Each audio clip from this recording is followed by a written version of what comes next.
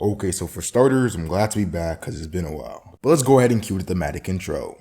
Royalman Sukuna, the King of Curses, the Fallen One, the 1,000-year-old Jujutsu sorcerer who has abandoned the concept of love and humanity and his path to being the strongest in any era of mankind so far. And as we've seen in the current story of Jujutsu Kaisen, Sukuna kinda clears, well, everyone he's faced, and has been able to do so since he was introduced in the story in chapter 1, while barring the one and only time Gojo beat Bro in the very beginning. Good times. But as we've learned from the strongest curse in the last year of his masterclass antagonism, he's intrigued by power, and one's path to such strength as well as what they do with it. So lo and behold his reaction when I take the supreme challenger out of the 1v everyone that Jujutsu Kaisen has turned into, and put him in a much stronger verse that will pique his sense of intrigue, put him on the ropes more than ever before. A world of mana, magic knights, fellow slashers of space, with kings to challenge for the crown, the world of Black Clover, the same world who is no stranger to taking on devilish opponents. And that describes the scenario I have masterfully crafted for today's video. As always, if you enjoy Black Clover and Jujutsu Kaisen content, make sure to subscribe to the channel, and most importantly, comment down below your thoughts on the matchup because I think my take on this might just surprise you. Now, to address the elephant in the room when it comes to this cross-verse battle, we have the scaling issue. Yeah, Black Clover will always beat Jujutsu Kaisen out in this category, and here's why. Starting with JJK, whose power system is more evolved around skills and hacks depending on the innate curse techniques each character possesses. Even when highballing the JJK verse, we get island to very small country level feats when accounting for special grade disaster curse Dagon's ability to make said island in his domain expansion. And narratively speaking, Gojo and Sukuna, titans of the series, are about leagues above that in power. But even then, that highball scaling speaks more to Dagon's creation feat rather than actual attack potency, which from what we've seen in JJK's biggest destructive feats, like Jogo's maximum meteor attack from Shibuya, Sukuna's Malvis Shrine, as well as the divine flame feature engraved in his domain, as you see in the Sukuna vs everyone in the recent chapters, and even Gojo's Hollow Purple. All of these attacks can be scaled down to large town to small city level. Now, I hesitate to include Special Grade Sorcerer Yuki's Black Hole feat, which is said to have destructive potency to destroy the world, and seeing how narratively both Gojo and Sukuna are stronger than Yuki, they should possess higher attack potency. Yeah, I just don't see it that way. Seeing as Yuki's Black Hole was a suicide attack and not something that should be considered in her typical arsenal, or even as a win con in any battle scenario she's put in, and definitely shouldn't be something considered when scaling Yuki below Gojo and Sukuna, who are exclusively in that realm of strength no other character has been able to touch. Now, when it comes to scaling Black Clover, yeah, it's kind of like Kusakabe's analogy in Shibuya when trying to explain the special grade battle between Jogo and Sukuna and its danger to all sorcerers in the area. Elephants dancing around ants. The strongest of the Black Clover verse being Asta, Yuno, and Yami, already touching planetary levels of power in their own rights, with multi-continental being a low ball for them. Mainly because, in contrast to JJK's power system, Black Clover is one that revolves around pure power levels, with a nod to transformations and magic attributes, as well as their relationships to each other, with only a few characters possessing abilities that can be considered hacks. To even deepen the hole I seem to be digging for Sukuna, like I've already stated, one of the highest potency feats from JJK would be Dagon's ability to create an island and with that an ocean. Well, near the beginning of the series, Black Clover already had a character named Fauna, who with the power of the fire spirit salamander could vaporize an ocean, and Black Clover's main character surpassed her a long time ago, and are entire leagues above such a display of power as it stands now. And yet, there is still a battle to be had. There is still a scenario in which the King of Curses prevails. Well, for the most part. And that is due to Jujutsu Kaisen's trump card in any cross-verse matchup, and it's its insane number of Haxs. Now, what makes these matchups so interesting is because of what I like to call the anythings of the JJK verse. As in, this attack reduces anything to shreds, this technique stops anything from crossing the space, this ability adapts to any phenomenon. These anythings encapsulates the Haxs of the verse and allow it to stand on a decent footing with a verse like Black Clover. Because if I were to do a video in which Gojo takes on the Black Clover verse, well, most of the Clover Kingdom, despite scaling tiers above the Honored One, wouldn't win. Simply because they have no way to cross the iconic infinity aspect of Gojo's limitless technique. And the anything phrase attached to a lot of these hacks has no limit to what it may affect, including Black Clover and its character's attributes. Now, when honing in on Sukuna, his range of Haxs do not disappoint, like ever. From his infamous dismantle slash which can cut space itself, to cleave which adjusts to his opponent's toughness to cut them down no matter what. Maharaga being his Shikigami and his ability to adapt and touch counter anything, and most important to this video, his domain expansion with his guaranteed hit effect, where all of Sukuna's win cons in this matchup will primarily come from, as well as his ability to incorporate the full destructive potential of Divine Flames, Sukuna's short-range fire attack, which we recently saw had the capacity to, and I quote, cause detonation, instantaneous high pressures, shockwaves, decompression, and intense pressurization, which in turn kills all living things within the domain, or at least in the JJK verse. Essentially, because I did some big brain, that was an IQ on Total stuff research into this. The attack can be likened to a thermobaric bomb, which is also regarded to be one of the most powerful non-nuclear explosives we have in the world. These Haxs, along with many other abilities, allow Sukuna to reign as the #1 in his verse when it comes for aptitude in battle. But when crossing over to the Cloververse, none of those abilities actually matter because of the gap in power. I don't care if bro's quadrupling his score with them Black Flash multipliers, he's too slow to hit most of the Black Clover's high brass. Which is why when I discussed power scaling, I didn't bring up speed and how the verses compare. Jujutsu Kaisen lives in terms of speed of sound and grazes the speed of lightning, while Black Clover deals with the speed of light and many times faster. It doesn't matter if Sukuna can summon a battalion Shikigami or quite literally shoot out slashes without even flinching. The speed doesn't match, so his attacks will never connect, which is why I'm putting an emphasis on domain expansion and the other hacks I mentioned, but I'll dive a little deeper into that with the actual scenario, which it's about time to get into. Okay, so at the jump, Sukuna's only hope at winning, or actually to be blunt, surviving any of these matchups would be casting a domain expansion. Now go ahead and cue the Black Clovers doesn't have any cursed energy, domain expansions don't work, they wouldn't be included, they would just be like Maki, as well as the, hold up, most characters just blitz Sukuna before he opens a domain, no diff. So for the cursed energy issue, yes, canonically you would be right. Domain expansion registers anything without cursed energy as inanimate objects, and thus the guaranteed hit effect wouldn't be applied, which technically all the characters in Black Clover tend to fall in this category.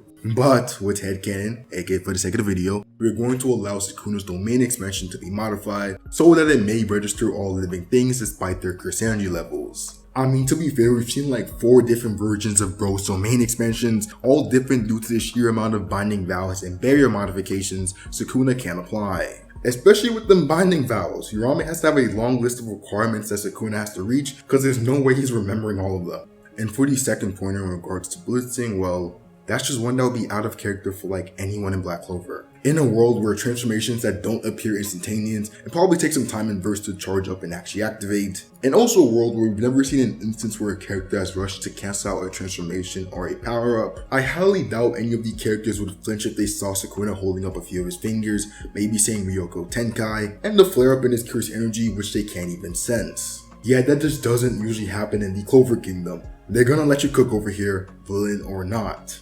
Unless they're absolutely sure you're about to end the world in one move. Also, Sukuna could just cast a curtain barrier made to conceal him while he was casting the domain expansion if we really want to make an argument that some of the more serious characters, like a Noct, is simply not letting Sukuna get anything off. Well, in this scenario, they wouldn't even actually see it, as we massively get to see in the opening of Gojo and Sukuna's legendary bout, in which the King of Curses himself was taken by surprise with Gojo's 120% Hall of Purple, as Ijichi had used a barrier to conceal the attack until right before it made impact. And Sukuna's domain activation is something way faster than Gojo's Hall of Purple, which required to be charged up. And he can easily make it an open barrier domain, which is likened to painting without a canvas, so he wouldn't need to actually construct an enclosed barrier. That you could use to make an argument that maybe the facets of the Clover Kingdom, like the Black Bull's luck, could escape before being enclosed or blitz him before that happens.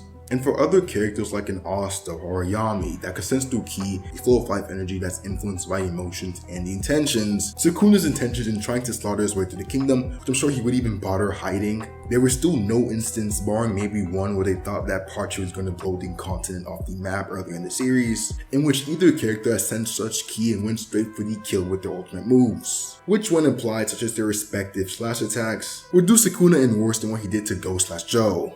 Yeah, I just had to do that one. So there's just no scenario in which Sukuna doesn't get this off. And did I forget to mention in this one move he managed to capture the entirety of the Clover Kingdom within his reach? Now that's where the headcanon eventually comes in. Apologies, had to give my King of Curses a chance here.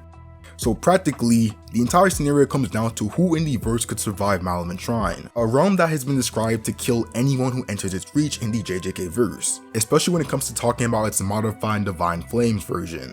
It's a debt trap, as in the other protagonists, barring Gojo of course, wouldn't have even entered the fight against Sukuna in the scenario that the King of Curses still had access to his domain expansion. The carnage that ensues upon activation is a tragically beautiful sight to behold, and his attack most potent in destruction. So how do the Magic Knights compete in what appears to be an inescapable hell? Well, first off, it has to be inescapable. These characters are totally capable of simply running away, as their speed scales many times above Sukuna, meaning he couldn't throw hands with them to prevent them from leaving like he did with Gojo, so this would have to be a closed domain. And off the bat, a huge majority of the kingdom dies. Now, as I lean away from equalizing the verses when it comes to their scaling, I still intend on keeping the power system and their rules intact. All the characters of the Clover Kingdom would have access to their magic, just not when it comes to defending themselves from cleave and dismantle or breaking out of the domain. Just how one's curse technique would operate if a sorcerer was placed in Malva's shrine. Starting off with the fairly weak characters such as the majority of the Magic Knight squads. Yeah, they're really a non-factor,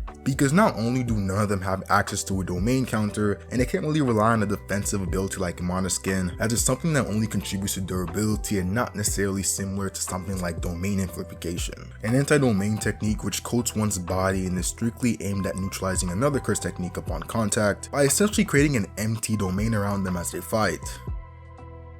Now, I'm sure a dedicated Black Clover scaler can make an argument for Grunt, or more specifically, a high-ranking member of, say, the Golden Dawn, to scale over Sukuna and tank his slashes. Well, no, because of the anything or Haxs factor. We see throughout the series there is nothing that won't get slashed in Sukuna's domain when a domain counter isn't activated. I mean, Gojo's throat was cut wide open in an instant after the guarantee hit had activated, with no regard to its durability, which was a generational knife when it came to the spoilers. And even in the most recent case of Sukuna using his domain in the manga against Yuji and his allies, the very moment Yuji's simple domain has shattered, he lost his foot in one slash. All of these cutting attacks are fatal, and that's because these slashes of the domain, most specifically cleave, automatically adjust to the character's toughness, something we first learned in Sukuna's match against Maharaga. And we've yet to see an upper limit of that, so it's safe to assume the same would apply to all the characters in the Clover Kingdom. Also, because of this adjust factor, frankly Haxs, slashes aren't dependent on Sukuna's power in relation to his opponent. The guaranteed hit acts on its own, and this simply allows for a degree of durability negation, which means the only option when it comes to surviving the domain slashes that isn't a domain counter has been ultra fast regeneration due to the reverse curse technique, a feat only pulled off by one Satoru Gojo.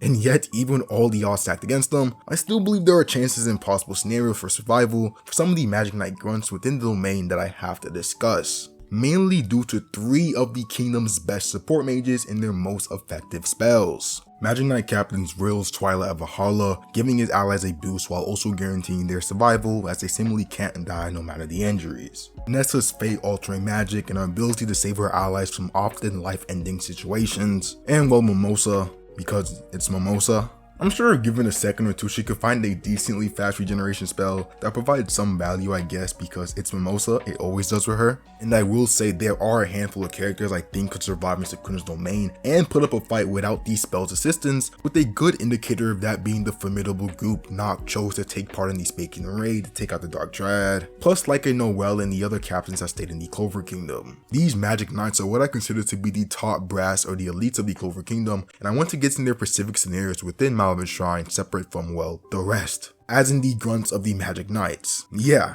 those ones die. Or well, maybe not outright die because of Rill's spell, but they are quickly taken out of the fight.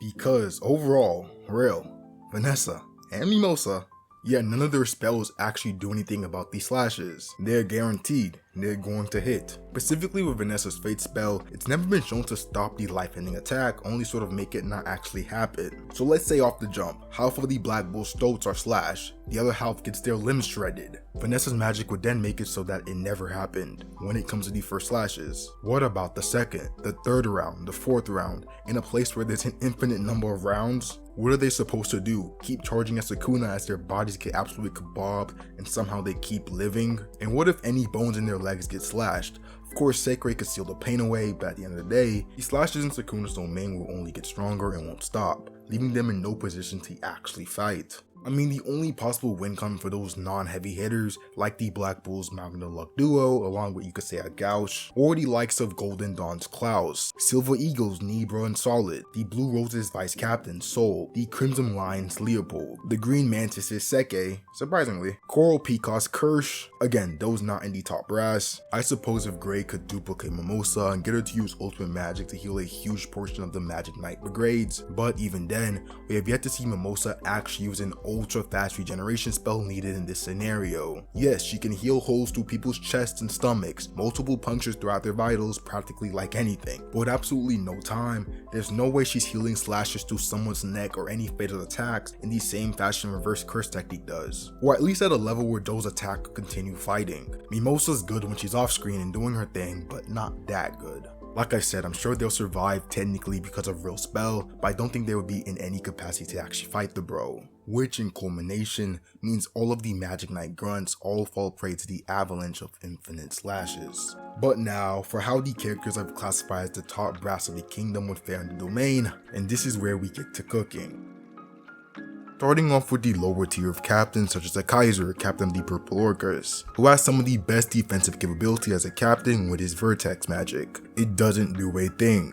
Like I said, these slashes will hit and adjust to Kaiser's natural toughness, with Vortex magic being something that activates around him and not something that actually protects his skin. But even if it did, it just wouldn't work considering the guaranteed hit effect.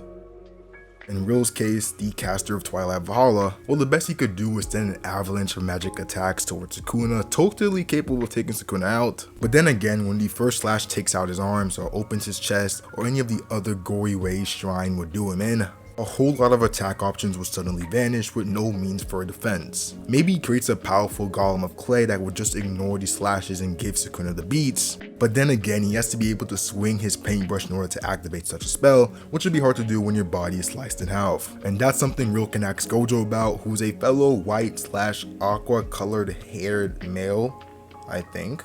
Next we have Charlotte, can't pronounce her last name, who should be around the same range of power levels to Real, but her fate is still the same.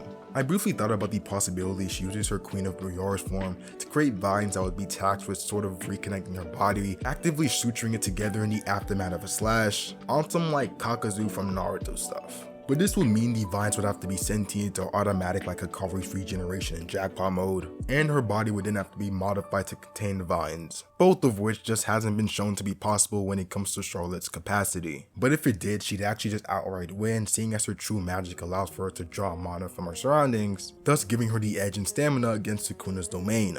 Anyway, barring the headcanon, the King of Curses downs the Queen of Briars.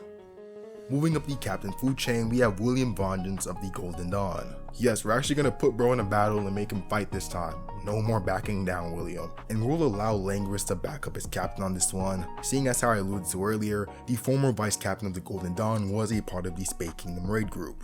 Now William is one of the top healers in the Clover Kingdom with his World Tree magic, once managing to keep a good portion of his squad alive as they were getting cooked, while still having to fight Xenon, a much stronger opponent. But again, simply no regeneration on the level of reverse curse technique, or a defense with enough hacks to match the same capacity of an anti-domain technique. But this time, William actually gets saved by one of his squad members. Again, because Langris actually has the best chance out of all the challengers before him, seeing as he's regarded to be the second strongest spatial mage behind Zenon. And Sukuna slashes have once met their match when it comes to abilities such as space manipulation. Now for Langris's win con, we can look at the events of chapter 305, in which Yuno and Langris were trying to take out one of the Dark Triad and Zenon, and Langris needed to buy Yuno around 3 minutes for him to charge up his next attack using the Spirit of Eurus form. Now at this point in the fight, Zenon had cast a pretty powerful spatial magic spell and spatial mana domination, which allowed him to forcibly take control of all the mana in the space, thus expanding his attack range to any possible angle he chose, while also negating the enemy's attacks and defenses, similar to a domain expansion.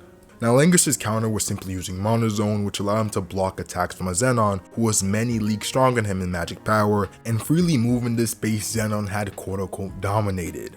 Now this defense isn't applicable to just anyone using Mana Zone, otherwise the fatality rate wouldn't be so high, especially among the other captains, but is only applicable to a spatial Mana Zone, which as Zenon breaks it down, he describes it as Langris creating his own territory within his absolute space. Which if you haven't caught on by now, This one move is a whole lot like a simple domain, an anti-domain technique regarded as the domain for the weak, and one that allows a sorcerer to protect themselves from the guaranteed hit effect from a domain for a limited amount of time. This solution isn't one that is very reliable, especially when considering these situations which has been showcased, which all have involved huge gaps in power between the caster of the domain and their opponent. Typically give it some time and the guaranteed hit effect will break through the simple domain, which we also sort of see in the Black Clover verse as Xanon's bone magic attack eventually reached Langris. But in this scenario with Langris' pseudo simple domain and the fact that his magic power should be many times stronger when it comes to attack potency than Sukuna's curse energy, his ability to defend himself from these slashes shouldn't be hindered.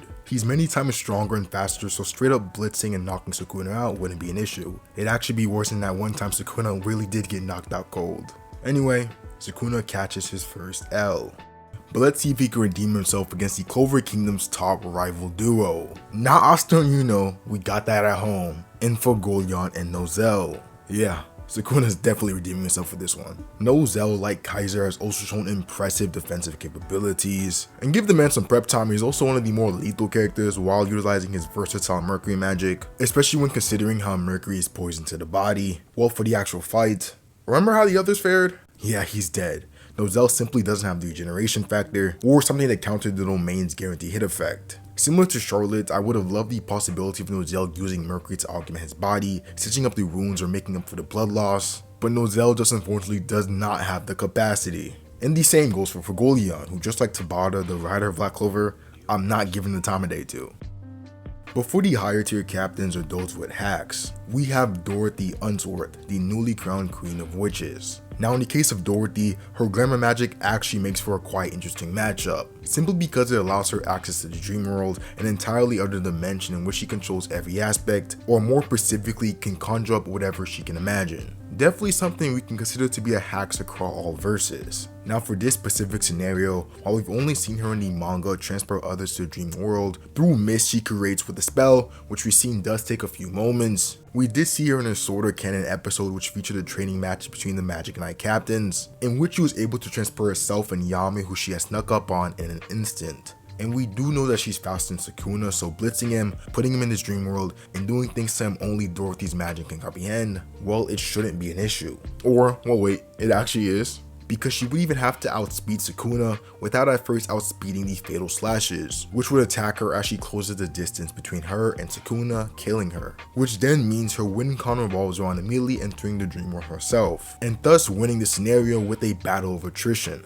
While her allies are getting slaughtered in the shrine, she's just chilling in the dream world, probably going through ways of killing Sukuna in the most glamorous way possible, because the moment Sukuna eventually drops his domain, she can just pop back out and have her way with him. Although there is an interesting argument to be made that if Sukuna were ever to enter Glamour World, he could use Maharaga and make an improved world cutting dismantle slash then cut the magical dimension, but as we see in the Gojo fight, that would take him time and Dorothy would have ended him by then. Another possibility is her going into her Glamour World and leaving it, but this time outside of the domain, as she would be able to operate freely in this new dimension and create openings and exits as she pleased, hypothetically. But we've never actually seen her do that. In the instance where Glamour World has been destroyed, those inside tend to reappear in the same place they were captured. Either way, Dorothy takes the W.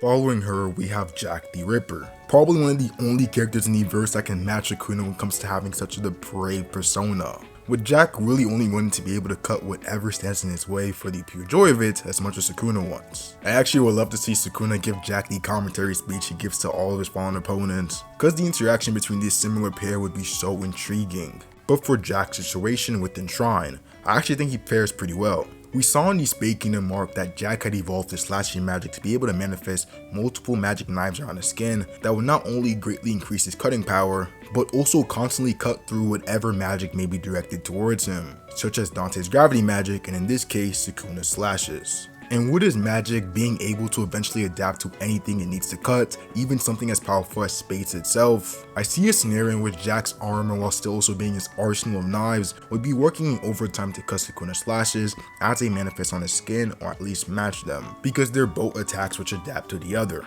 This offensive armor of Jack acts in the same fashion of the anti-domain technique following Blossom Emotion, in which the guaranteed hit effect is countered by curse energy automatically as it reaches the caster's skin, leaving Jack free to do what some of his other allies have done, which is blitz the King of Curses and clear him. Next we have Mereoleona, my Wizard Queen, my eternal captain of the Crimson Lions, and overall Black Clover's epitome of a bad, can't say a word after that, but essentially a smoke demon, geared for the thrills of battle and getting stronger. And yeah, she beats the brakes out of this fraud. Far worse than whatever Gojo or any other good guy has done to him so far. He's going to get hit with a million equivalents of a Black Flash in just mere seconds. And of course I gotta explain, here's why. What we recently see in Black Clover chapter 371, Merliona, after seeing the death of her comrades at the hand of the villain and Morris, decides to surpass her limits as she's done time and time again, and utilizes ultimate magic in order to completely transform her body into pure powerful mana, which of course puts her in the top echelon of Black Clover characters and definitely allows her to clear Sukuna. But how does she defend against these slashes? Well, she doesn't, essentially because she doesn't need to. As she is completely now mana, she is semi-intangible in a sense. As you see when Morris tried to use his reconstruction magic to break her body down on a cellular level, as he previously managed to do to other comrades, well, he just couldn't do it when it came to a mana makeup, which doesn't include actual bones or veins or skin tissue, organs, or blood. And thus the slashes wouldn't really be able to do anything when it comes to killing her. It would be like cutting through air itself. So yeah, Merliona gives Sukuna that 1 billion piece with all them pushes. Heading into the next battle with a decent record so far, Sukuna runs into the strongest of the strongest brigade in Yami and Noct, Black Clover's very own shadow and dark magic duo. Starting off with Noct, I actually like his chances, simply because he could just dip whenever the domain was activated using shadow magic, which allows him to transfer himself and others anywhere in the world through shadows. Now some would then say, well, you can't really just leave a domain expansion. Well, yes you can. Through teleportation, as we recently see in the Jujutsu Kaisen manga, when Todo managed to use his Boogie Woogie technique to transport his ally stuck in Sukuna's domain. So Noct's scenario is very similar to Dorothy's, in which he kinda just has to wait until Sukuna's done with his food to strike and win. Now for Yami's matchup in Malvin Shrine, probably the one I most wanted to discuss, not only because of the sheer amount of ore that would leak from the page that contains these two matching up, and there are both fellow slashers of space too, as well as the simple fact that Yami's dark magic is so versatile, meaning there are so many different ways for him to combat Sukuna. From slashing him in space itself, to pulverizing him right then and there with death thrusts, slicing his disfigured stomach with Dark Cloak Eye Slash, to even more slashing attacks, to then using Mana Zone to amplify all these attacks to even greater heights of damage. The sheer level to which Sukuna would get his pack smoked is insane, because out of all those I've talked about in the Black Clover universe, Yami's arsenal contains a move that actually best mimics a domain counter. So much so I'm willing to equalize a domain counter such a simple domain to one of Yami's spells in Black Moon.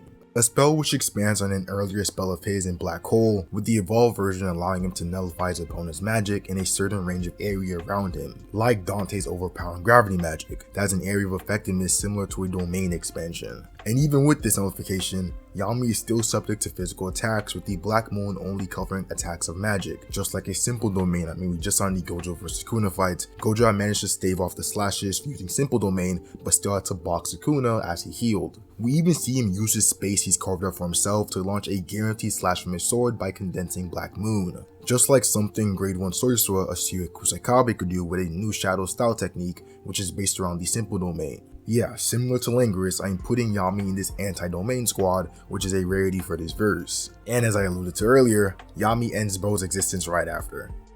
Now that we're done with the captains, we have the highly anticipated matchup of Sukuna vs the Light Triad, with the main trio of protagonists being Asta, Yuno, and Noelle. Yeah, Noelle pops up with the same Valkyrie just top 10 in the verse, strongest woman in the verse, and you know, well, she just dies. Sorry for the wait and build up if you're a Noelle fan, I don't know what else you could have expected. Just like the others, she doesn't have teleportation, regeneration, or an anti-domain counter. So yeah, let's just go ahead and knock her off the stage, leaving one of the best duos in Shonen in Asta and Yuno. Now we can be serious and go all final battle mode.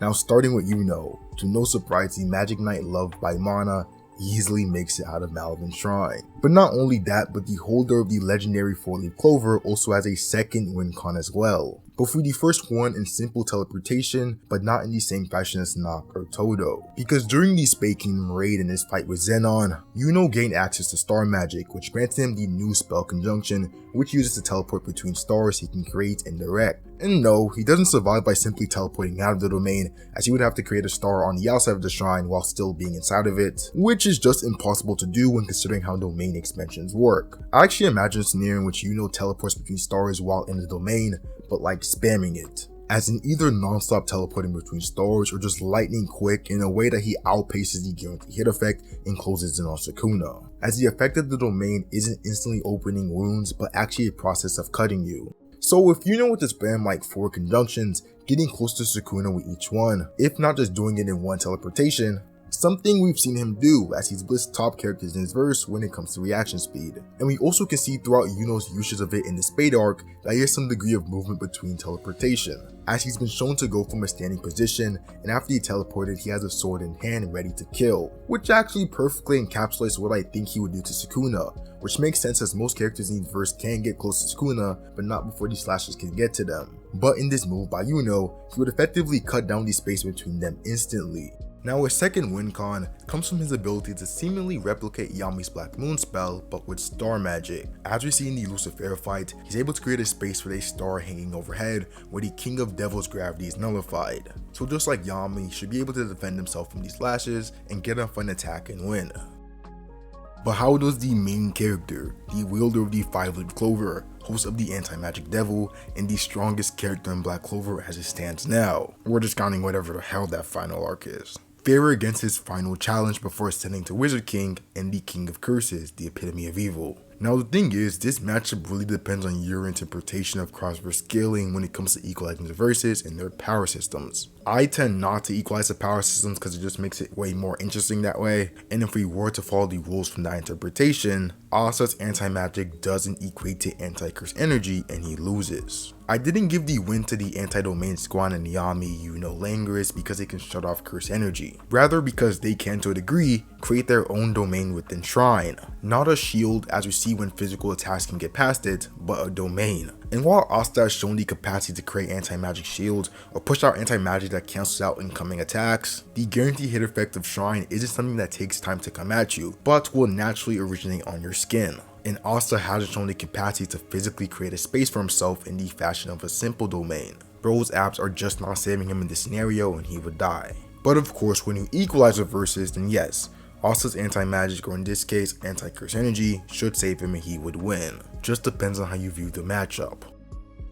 I'm choosing to skip over the Heart and Diamond Kingdom simply as none of the characters fit the same criteria needed to survive, and I'm gonna go ahead and touch upon the Spade Kingdom and the Dark Triad, as Sukuna would like to see the most evil cohort in the verse and test their reign as the strongest. When it comes to Dante and Zenon being powerful devil hosts, granting them huge amps to their respective body and bone magic, we see he's granted them ultra fast regeneration, even faster than reverse curse technique in Dante's case. As we see in his fight with Jack, his magic already healed the opening wound before Jack's slashes even exited his body. And in Veronica's case, with the assistance of her devil in Magicula, who quite literally has performed a move called an ultra fast recovery curse that allowed her to regenerate just as quickly as she was obliterated instantly by Godja's final attack, meaning she should be able to fare well against Shrine just as her brothers. Which leaves Sukuna with a total record around hundreds of thousands of W's and about 10 losses, which I think we can call a low to mid diff. But that was only with the dismantle and cleave portion of Malvet Shrine, and as I said earlier, he has an annoying but majestic looking trump card in the Divine Flames, which he can still whip out for the survivors,